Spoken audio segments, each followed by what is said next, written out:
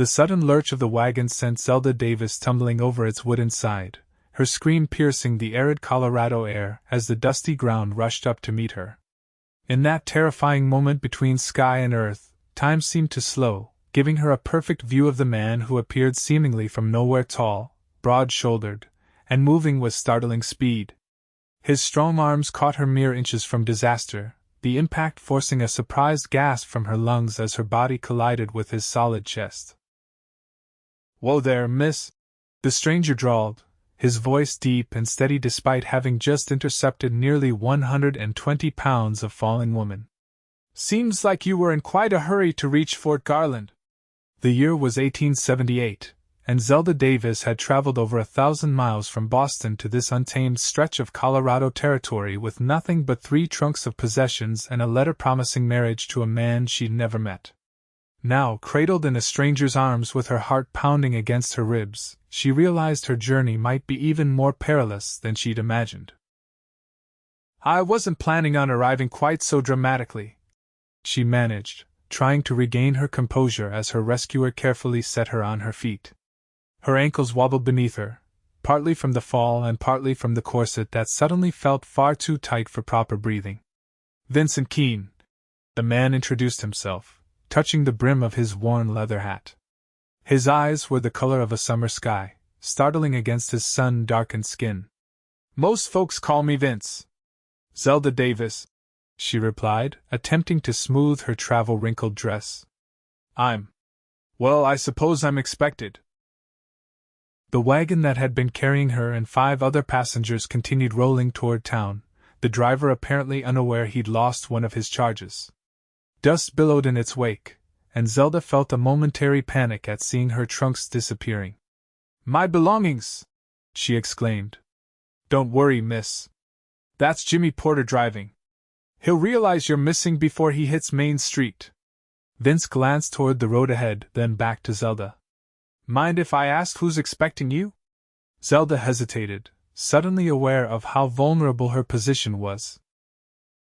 Alone with a stranger in the middle of nowhere, her letter of introduction tucked safely in a pocket, the name of her intended like a secret she wasn't quite ready to share. "Mr. Theodore Blackwell," she finally answered. "I'm his bride-to-be." Something flickered across Vince's face, surprise, perhaps even concern, but it disappeared so quickly Zelda couldn't be certain. "Theodore Blackwell," he repeated slowly, as if testing the name. "From the Silver Spur Ranch?" "Yes, that's him." "Do you know him?" Vince nodded once. "Everyone knows everyone around these parts, Miss Davis. Fort Garland ain't exactly Chicago." He gestured to his horse, a magnificent chestnut stallion grazing nearby. "Teddy's place is a fair piece from town. I'd be happy to escort you there, once we collect your things." Before Zelda could respond, the distant sound of hoofbeats announced another rider approaching at speed. A young boy, no more than 16, pulled his horse to a stop nearby. "Vince Porter's raising hell in town," says one of his passengers when missing. The boy's curious eyes settled on Zelda. "Guessing this is her? Tell Jimmy to keep his britches on." Miss Davis here took an unexpected detour from his wagon. Vince's mouth curved into a smile that transformed his weathered face. "We'll be along shortly." The boy nodded and wheeled his horse around, kicking up dust as he galloped back toward town. Zelda watched him go, suddenly overwhelmed by how far she was from everything familiar. No paved streets, no gaslit lamps, just endless sky and mountains that made her feel smaller than she'd ever felt before. "First time in the West?" Vince asked, correctly reading her expression. "Is it that obvious?" Zelda attempted a brave smile. "I thought I was prepared. I read books about frontier life, but they didn't mention falling from wagons. The good parts never make it into books," Vince replied, offering his arm. "Come on. Let's get you to town before Jimmy sends a search party." The ride into Fort Garland was unlike anything Zelda had experienced. Seated in front of Vince on his horse, his arms around her to hold the reins, she was acutely aware of every breath he took, every subtle shift of his body. The landscape stretched around them, painted in shades of gold and brown beneath the vast blue dome of the sky. "It's beautiful," she murmured, almost to herself. "Takes some getting used to," Vince replied, his voice close to her ear. "All this space can make a person feel mighty small at first. But after a while, you start to need it like breathing." The town materialized on the horizon, a collection of wooden buildings straddling the main road. Unlike the Boston of Zelda's childhood, Fort Garland didn't announce itself with grand architecture or busy streets. It simply existed, practical and unpretentious, rising from the prairie like it had grown there naturally. Jimmy Porter was waiting outside the stage office, Zelda's trunks already unloaded. His weathered face broke into relief when he spotted her. "There you are, miss! Thought maybe you'd been snatched by Comanche." He rushed forward as Vince helped Zelda dismount. "One minute you were there, next you were gone. Nearly gave me heart failure." "I apologize for the trouble," Zelda said. "The wagon hit something, and I'm afraid I wasn't holding on tightly enough." "Lucky Keene was riding by," Jimmy said, shooting a grateful look at Vince. "Man's got the best timing in the territory." A small crowd had gathered, curious about the commotion. Zelda felt their eyes on her, the newcomer, the Easterner, the mail-order bride. She stood straighter, determined not to appear as intimidated as she felt. "Miss Davis is here for Theodore Blackwell," Vince announced, his hand resting lightly on the small of her back, a steadying presence. "Anyone seen him in town today?" The crowd exchanged glances, an unspoken communication that Zelda couldn't decipher. Finally, an older woman in a shopkeeper's apron stepped forward. "Teddy rode in yesterday to fetch supplies," she said. "Mentioned his bride was coming, but he wasn't expecting you until next week, miss. The train from Denver arrived earlier than scheduled," Zelda explained. "I sent a telegram, but perhaps it didn't reach him. Telegrams can be slow reaching the ranches," Vince said. "Especially with the lines down after that storm last week." The woman nodded. "Teddy said he'd be back in town Saturday for the dance. That's 3 days from now." Zelda felt a wave of uncertainty wash over her. 3 days in a strange town, waiting for a stranger who would become her husband. The practical part of her mind began calculating hotel costs, meals, the rapidly diminishing funds in her reticule. As if reading her thoughts, the shopkeeper spoke again. "I'm Martha Wilson.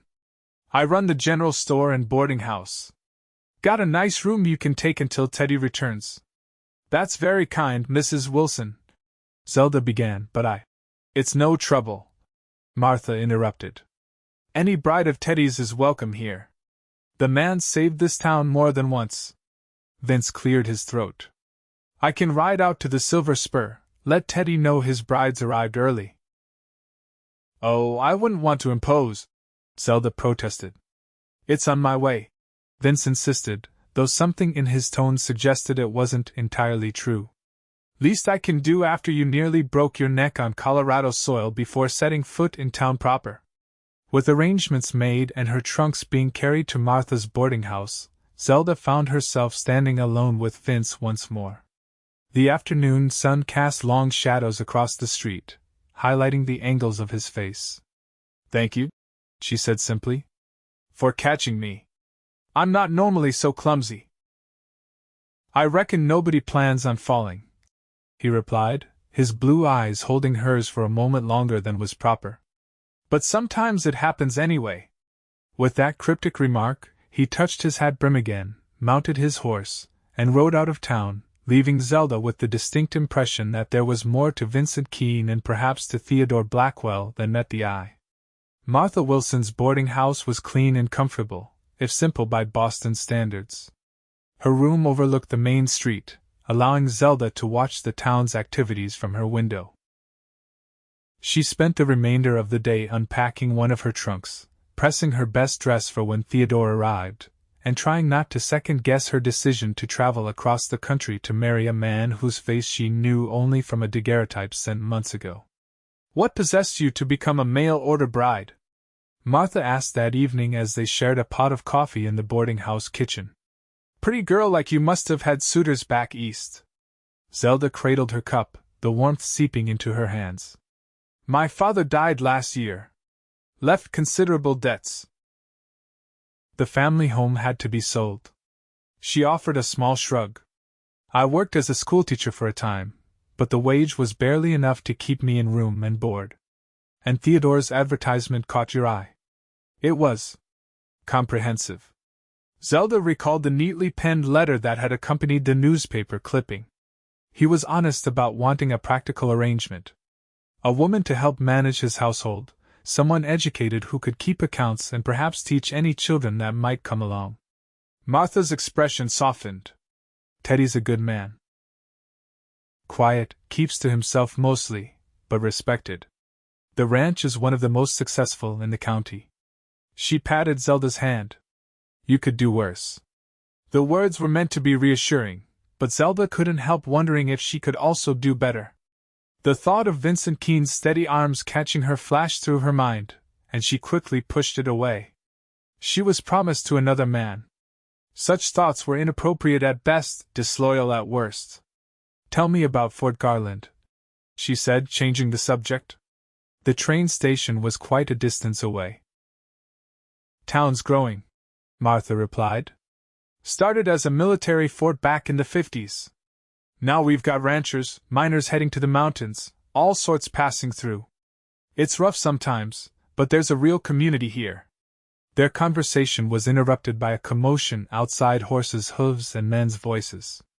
Martha rose to look out the window. Well, I'll be, she murmured. Looks like you won't be waiting 3 days after all. Zelda joined her at the window. In the fading light, she could make out several riders dismounting in front of the boarding house. Her heart leaped when she recognized Vincent Keene among them. Beside him stood a taller man, broad-shouldered in a dark coat. That's Theodore, Martha confirmed. Vince must have caught up with him on the trail. Theodore Blackwell was handsome in a severe way, his features sharp beneath a neatly trimmed beard. He looked older than his daguerreotype, lines etched around his eyes suggesting years spent squinting into the sun. As Martha went to greet the men, Zelda remained in the kitchen, suddenly nervous. This was the moment she'd traveled thousands of miles for, yet all she could think about was how differently Theodore looked at her compared to the way Vincent had. Their introduction was formal, Theodore bowing stiffly over her hand in the boarding-house parlor. Miss Davis, I apologize for not being here to greet you properly. When Keene informed me of your early arrival and your mishap, I came immediately. It's lovely to meet you in person, Mr. Blackwell, Zelda replied, the practiced words feeling strange on her tongue. And please, there's no need to apologize. The train's early arrival was unexpected. Theodore's eyes, dark and assessing, studied her face. You're more beautiful than your photograph suggested. The compliment should have pleased her, but there was something almost clinical in his appraisal. Zelda glanced past him to where Vincent stood near the door, his expression unreadable. I'm grateful to Mr. Keene for his assistance today, she added. Theodore nodded once. Indeed. Vince is a good neighbor. His property borders mine to the north. He turned to Martha. We'll leave at first light. Is that agreeable, Miss Davis?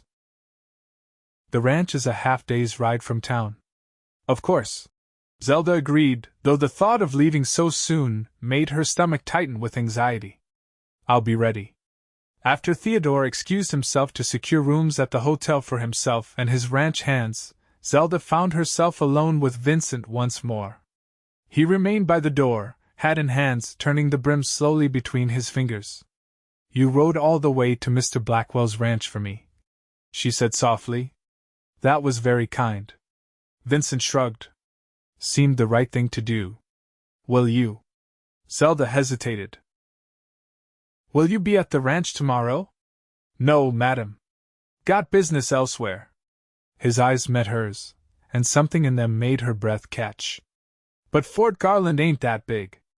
Reckon our paths will cross again. Before she could respond, Martha returned to the parlor.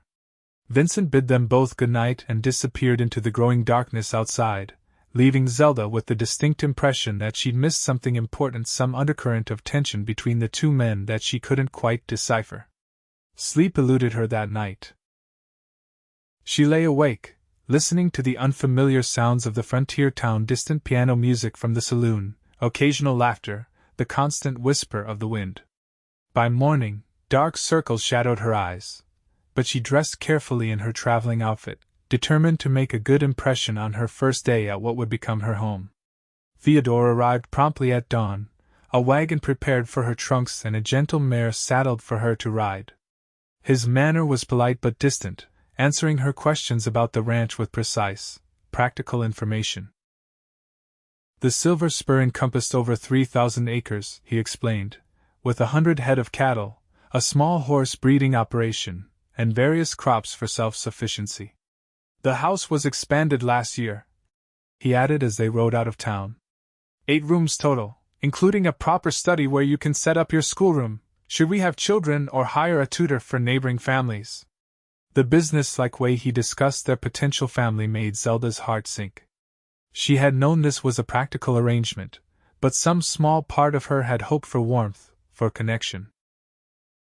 Theodore spoke as if reciting inventory. The journey to the ranch took most of the day, the landscape growing more rugged as they left the relative flatlands around Fort Garland. By mid-afternoon, they crested a hill, and Theodore reined his horse to a stop. "There it is," he said, gesturing to the valley below. "Silver Spur." The ranch sprawled beneath them, a large main house, several outbuildings, corrals, and beyond them, pastures stretching toward distant mountains. It was impressive, certainly, yet Zelda felt no excitement at the sight, only a hollow resignation. This would be her home, her life. She had made her choice, and now she would live with it.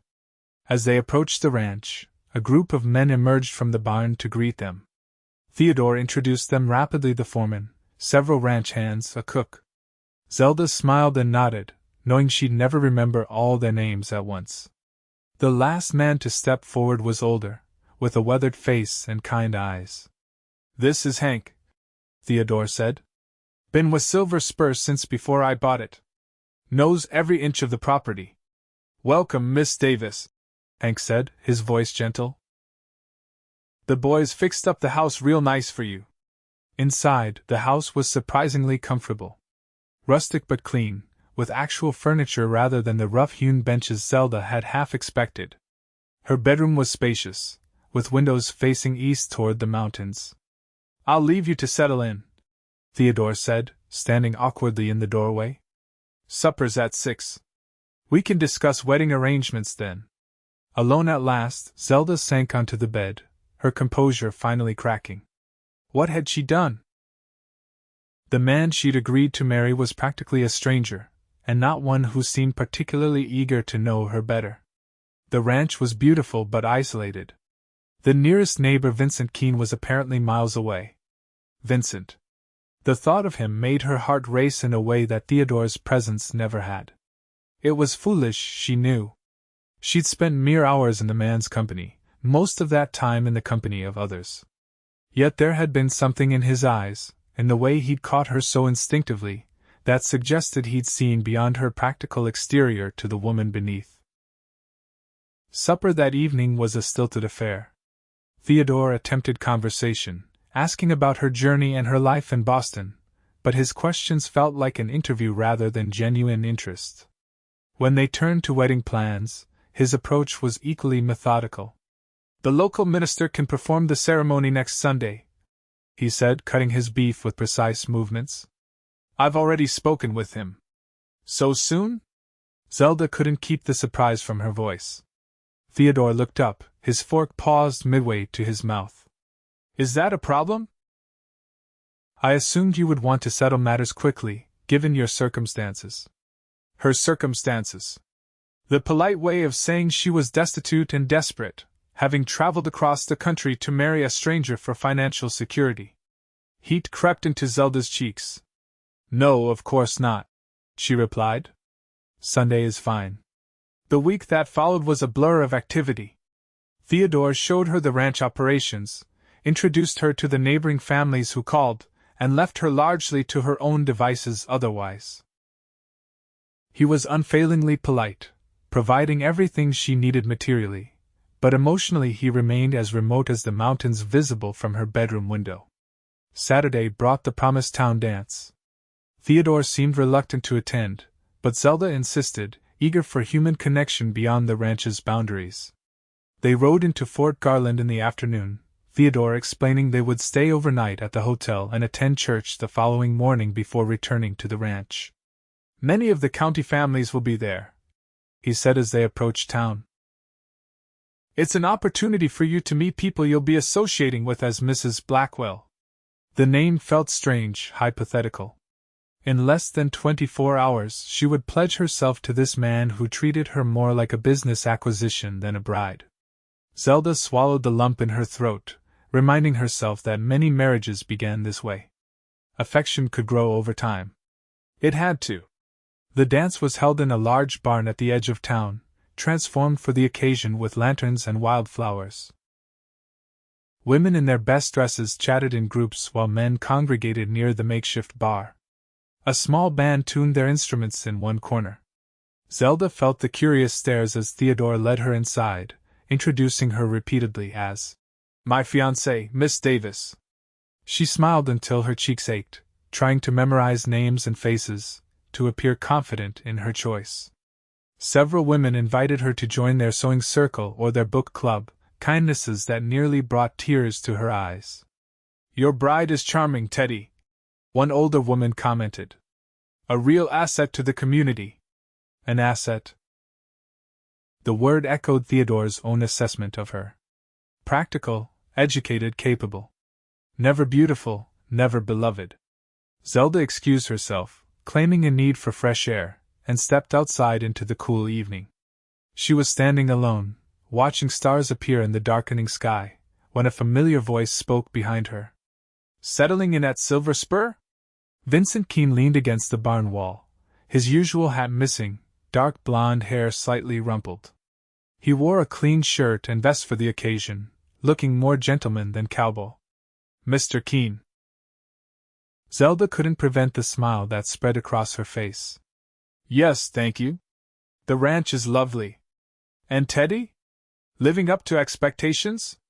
There was something in his tone not quite sarcastic, but pointed. Zelda hesitated, unwilling to speak ill of her fiancé but equally unwilling to lie. "Mr. Blackwell has been very accommodating," she said carefully. Vincent's laugh was soft, and without humor. "Accommodating. That's Teddy, all right." He pushed away from the wall, moving closer. "You know, when I told him about catching you when you fell from that wagon, he asked if anything was damaged." Zelda blinked. "Damaged? Not you. Your luggage." Vincent's eyes held hers. "That's when I knew." "Knew what?" "That he doesn't deserve you."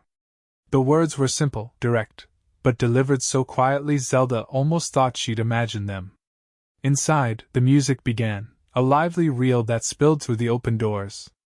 Vincent offered his hand. "May I have this dance, Miss Davis? Before you become Mrs. Blackwell and propriety forbids it?" She should refuse. It would be the proper thing, the loyal thing. Yet Zelda found herself placing her hand in his, allowing him to lead her to a darker corner of the yard, away from the barn's entrance.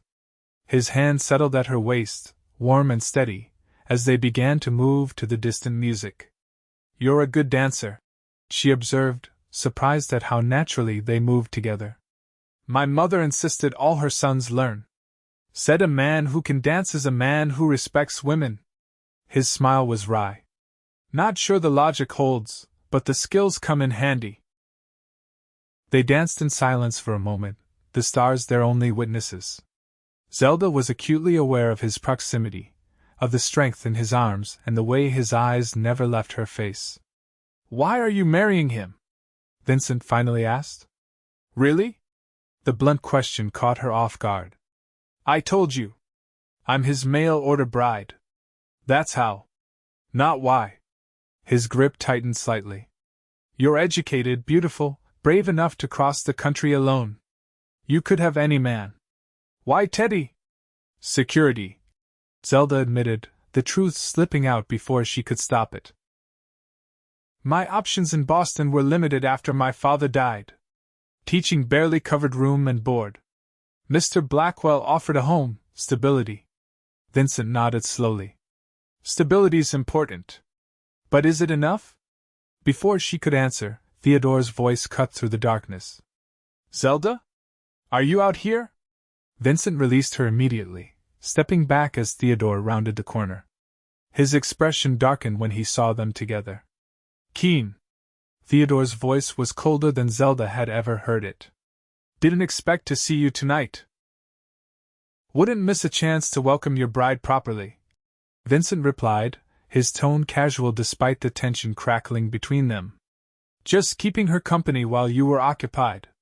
Theodore's jaw tightened. My apologies for neglecting you, Miss Davis. Shall we return inside? The walk back to the dance felt interminable, Theodore's hand gripping her arm just a bit too firmly. As they reached the door, Zelda glanced back, but Vincent had disappeared into the night. The remainder of the evening passed in a blur. Theodore stayed close, his manner possessive rather than attentive. When they finally returned to the hotel, he escorted her to her door with formal politeness. I'll collect you for breakfast at 7, he said. The minister expects us at 9. Zelda nodded mechanically. Good night, Theodore. Alone in her room, she sat on the edge of the bed, her mind racing. Tomorrow she would marry a man who saw her as an acquisition. A man who had asked if her luggage was damaged when told she'd nearly been injured. A practical arrangement with a practical man who would provide everything except the one thing she hadn't known she needed until Vincent Keene had caught her in his arms. Sleep eluded her once more. As dawn broke, Zelda dressed in the simple cream-colored dress she'd brought for her wedding day. The woman in the mirror looked pale, resolute, and utterly miserable. A soft knock at her door startled her. It was barely 6 too early for Theodore. Heart pounding, she opened it to find Hank, the old ranch hand, hat in his weathered hands. Beg pardon, Miss Davis, he said in a low voice. Got a message for you. From Keene. He pressed a folded paper into her hand and disappeared down the hall before she could respond. With trembling fingers, Zelda unfolded the note. I'll be at the creek crossing east of town at sunrise. If you want a different life than the one waiting for you at 9 o'clock, I'll be there. No pressure, no judgment if you don't come. But know that I caught you once, and I'll never let you fall again. V. Zelda read the words 3 times, her heart thundering in her chest. This was madness. She barely knew Vincent Keene. Leaving now would mean abandoning the security she'd traveled so far to find. It would mean scandal, whispers, possibly even pursuit. Yet the thought of marrying Theodore, of living the rest of her life as an asset, rather than a beloved wife, suddenly seemed like the greater risk. The decision made itself. Gathering only her reticule and a small valise with essentials, Zelda slipped from the hotel by the back stairs. The streets of Fort Garland were quiet, most of its inhabitants still sleeping off the previous night's festivities. She moved quickly, heading east as instructed, her cream dress catching the first golden rays of sunlight. The creek crossing was a mile outside town, a shallow ford where the road dipped to meet a burbling stream. As promised, Vincent waited there, seated on his chestnut stallion, a second horse a pretty gray mare tethered nearby. When he saw her approaching, his face broke into a smile so genuine it made her heart skip. Wasn't sure you'd come, he said as she drew closer. Neither was I, Zelda admitted. This is absolutely mad. I don't know you. You don't know me. We could be making a terrible mistake. Vincent dismounted, closing the distance between them in a few long strides. I know you're brave enough to travel across the country alone. I know you're kind enough to worry about your luggage driver when you were the one who fell. I know your smile lights up your entire face when it's genuine. He took her hands in his. And I know I haven't stopped thinking about you since the moment I caught you. Theodore will be furious, Zelda whispered. Probably. But he'll recover. His pride more than his heart. Vincent's thumbs traced circles on her palms. I won't make you any grand promises, Zelda. My ranch is smaller than Silver Spur. The house needs work. But I can promise you this: you'll never be just an asset to me.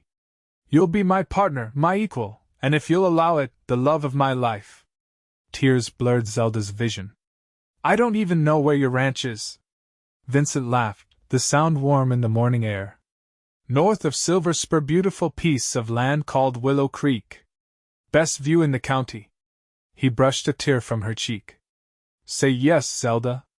Take a chance on me, on us. Yes, she whispered, the word escaping like a breath she'd been holding too long. Yes. His kiss was gentle at first, then deepening as she responded. When they finally broke apart, both breathless, he rested his forehead against hers. We should go, he murmured. Get a head start before Teddy realizes you're gone.